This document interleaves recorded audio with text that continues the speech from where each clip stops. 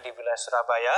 Yang pertama merupakan gereja Santa Maria Tidak Bercela, lalu kemudian yang kedua GKI di Jalan Diponegoro, dan kemudian ada gereja Pantai Kosta di Jalan Arjuna. Hingga sampai saat ini kami mendapatkan informasi bahwa ada 2 korban meninggal dunia dan 13 luka-luka yang terjadi di wilayah gereja Santa Maria Tidak Bercela. Lalu kemudian di wilayah lain yaitu di GKI di Jalan Diponegoro terdapat 3 korban jiwa. Berdasarkan informasi yang kami dapatkan dari saksi mata, ada 3 korban meninggal dunia yang diduga merupakan pelaku bom bunuh diri. Dan kami masih menunggu informasi berkaitan dengan situasi dan kondisi di mana terjadi ledakan bom di tempat yang ketiga yaitu di gereja Pantai Kosta di Jalan Arjuna. Informasi yang kami dapatkan bahwa ledakan bom terjadi pada pukul 7 waktu Indonesia bagian Barat. Jalan Diponegoro dan di Nagel ini. Nah, hari ini tadi barusan 2 menit yang lalu Bapak Kapolda, Bapak Panglima dan Gubernur Jawa Timur hadir untuk melihat TKP ini. Dan memang kami sementara menyampaikan kepada rekan-rekan sekalian bahwa di Gereja Santa Maria Nagel ada 2 yang meninggal. Sementara ya. Kita akan terus melakukan update. Kemudian ada 11 yang masuk rumah sakit termasuk 2 anggota polisi.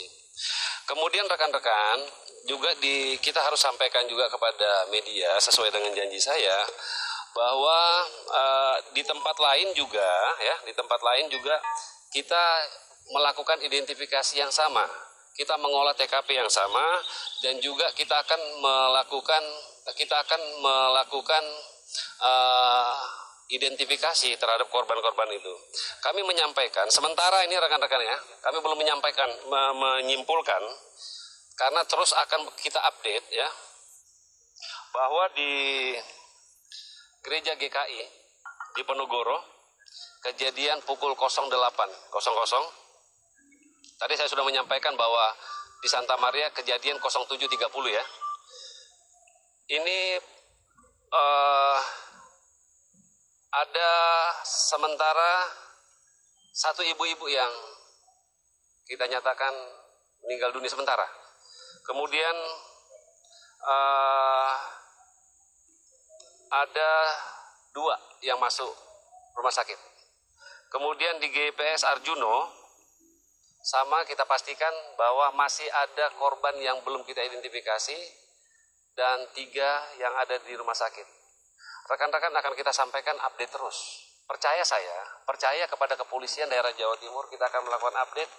Tetapi juga media harus mengerti bahwa identifikasi tidak kita lakukan hanya asal-asalan. Oleh karena itu fakta, objektivitas yang akan kita sampaikan nantinya ke depan media untuk disampaikan kepada publik.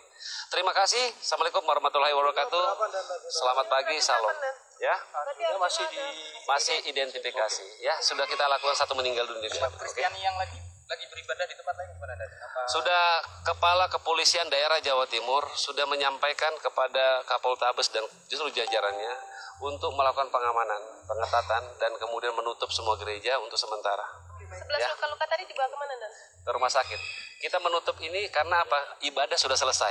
Ya, kita akan melakukan olah TKP karena masih ada beberapa hal yang perlu kita lakukan yang namanya pengamanan dari sisa-sisa ini. Di wilayah tertentu kita tidak menyebutkan namanya, apakah itu di Arjuna Ponorogo, masih ada yang harus kita amankan secara ketat. Kami mohon maaf kepada media, kita akan update 30 menit lagi. Oke, terima kasih.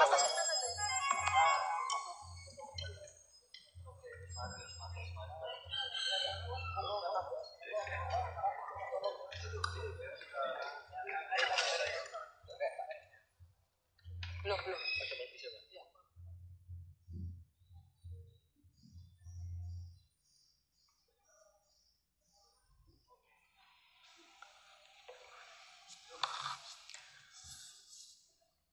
Baik pemirsa, itu tadi pernyataan yang disampaikan oleh Kabid Humas Polda Jawa Timur, Kombes Pol Frans Barung berkaitan dengan informasi terakhir berkaitan dengan ledakan bom yang terjadi tadi pagi di 3 lokasi berbeda. Kombes Pol Frans Barung mengupdate informasi terbaru berkaitan dengan kondisi yang terjadi di 2 lokasi lainnya selain di depan gereja Santa Maria Tak Bercela. Frans Barung menyatakan bahwa terjadi ledakan pada pukul 8 waktu Indonesia bagian Barat di Jalan Diponegoro di GKI dan ada 1 korban meninggal dunia dan 2 masuk rumah sakit. Korban meninggal dunia merupakan perempuan. Dan kemudian Kombes Pol Frans Barung juga mengambil informasi berkaitan dengan ledakan yang terjadi di Jalan Arjuno di Gereja Pantai Kusta, di mana ada 1 korban meninggal dunia yang belum teridentifikasi dan ada 3 korban luka-luka sedang dilarikan ke rumah sakit. Itulah informasi terbaru yang disampaikan oleh Kabid Humas Polda Jawa Timur Frans Barung berkaitan dengan ledakan yang terjadi tadi pagi di wilayah Surabaya. Tidak hanya itu, Frans Barung juga menyatakan sudah disampaikan oleh adanya instruksi dari Kapolda Jatim untuk menutup seluruh gereja untuk sementara di seluruh wilayah Surabaya karena pihak kepolisian masih terus melakukan sterilisasi di semua gereja Surabaya untuk betul-betul memastikan bahwa kondisi sudah kondusif dan juga aman.